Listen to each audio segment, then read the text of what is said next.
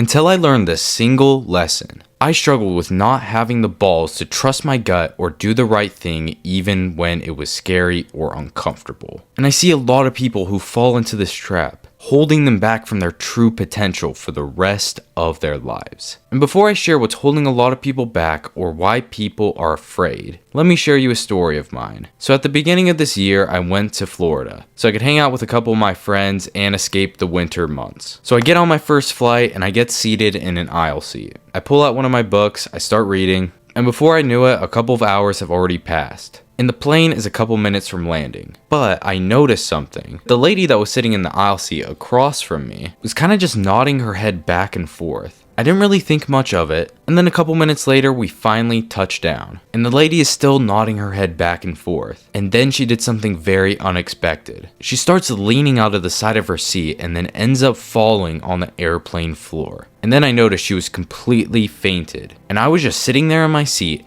doing nothing about it and just staring at her. And then I started to feel something tug inside of me, wanting to do or at least say something to help. But I ended up keeping my mouth shut, and I ended up just staring at her like an idiot. Thankfully, the flight attendants noticed, and then the medical team boarded the plane and got her off, and she ended up being okay. And after that whole crazy event, I get off the plane, and I start walking to the next terminal. And as I was waiting in the airport chair for my next flight, I was just sitting there in my chair, angry at myself that I didn't do a single thing to help that lady, even though that I was in the best possible situation to do so. She literally fainted on the floor right next to me. But then I remembered something that my sister used to tell me all the time. And she always used to tell me to beware of fear and ego. Having that fear of failing or doubt that you're not capable enough. And that fear tries to protect the ego that's inside of us. And when I say ego, I'm meaning the part of us that wants us to feel capable enough, ending up driving us not to take any risks at all. In my situation of the woman fainting on the plane, my fear and ego got in the way of me at least being a positive force in the situation and at least giving some effort to help. But like I said, I ended up just sitting there staring at her like a deer in headlights because I was too afraid to do something wrong or for other people on the plane to judge me for not doing a good enough job to help her. And that was my fear trying to protect my ego. This whole situation reminds me of a Bible verse that I think relates to this perfectly. And the verse is Proverbs 3:27,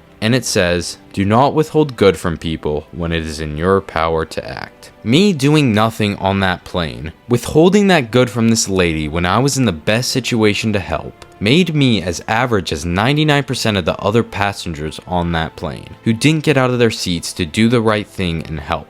And I realized if I truly want to improve in life and rise above being average, you have to turn off the part of your brain that avoids risk and tries to protect you. If you stay the same and do average things, you will stay average and you'll end up regretting it just like how I did. That's why it's so important to face our fears and throw aside the part of our ego that is actually tying us down. And setting aside those things is where the real self-improvement or growth comes from. And I'm going to 100% guarantee you, if you want to do big things in your life or chase your God-given purpose, you are going to have to take risks or make decisions that are uncomfortable. And you can come to this truth from an anxious and scared perspective, or you can be excited to take on the challenge. And I always like to remember, whenever I'm in a situation that is uncomfortable, that situation can look like an ocean wide, but once you jump in, it's only an inch deep. And 99% of the time, you'll come out on the other end a better person than you were before. Stay diligent, watch this video right now if you want to improve your life more, and I'll see you on the other side.